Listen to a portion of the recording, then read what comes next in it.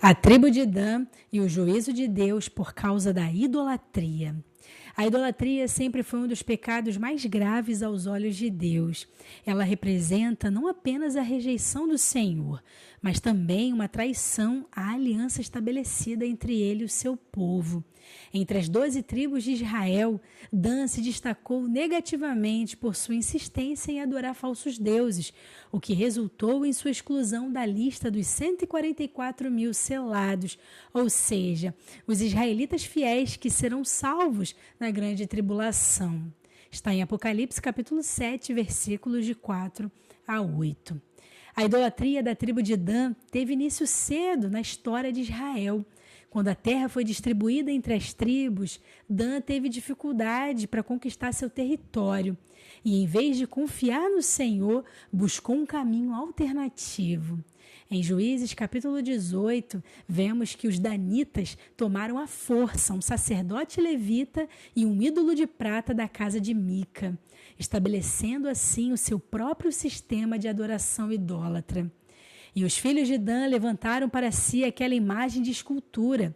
E Jonatas, filho de Gerson, filho de Manassés, ele e os seus filhos foram sacerdotes da tribo dos danitas, até o dia do cativeiro da terra. Juízes, capítulo 18, versículo 30. Mais tarde, no período do reino dividido, a tribo de Dan se tornou um centro de idolatria quando Jeroboão, rei de Israel, estabeleceu bezerros de ouro em Dan e Betel para desviar o povo de Jerusalém. 1 Reis 12, versículos de 28 a 30 fala sobre isso. Pelo que o rei tomou conselho e fez 2 bezerros de ouro e disse-lhes: muito trabalho vos será subir a Jerusalém. Vês aqui teus deuses, ó Israel, que te fizeram subir da terra do Egito. E pôs um em Betel e colocou o outro em Dan. E este feito se tornou em pecado, pois o povo ia até Dan para adorar o bezerro. 1 Reis 12, versículos 28 a 30. Essa persistência na idolatria resultou no afastamento da tribo de Dan das bênçãos de Deus. Em Números, capítulo 20, versículos 1 e 2 e Deuteronômio 29, versículos 16 a 20, o Senhor deixa bem claro que aqueles que se entregam à idolatria e incitam outros a pecar seriam cortados do meio do povo. E acontecerá que, ouvindo as palavras dessa maldição, se abençoará no seu coração, dizendo: terei paz, ainda que ande conforme a dureza do meu coração. O Senhor não lhe perdoará, antes fumegará a ira do Senhor e o seu zelo sobre tal homem, e toda a maldição que está escrita neste livro repousará sobre ele, e o Senhor apagará o seu nome de debaixo do céu. Deuteronômio 29, versículos 19 e 20. Dan quebrou a aliança com Deus e essa transgressão teve consequências eternas. Ao analisarmos a lista das tribos seladas em Apocalipse, capítulo 7, versículos de 4 a 8, percebemos que Dan foi completamente omitida.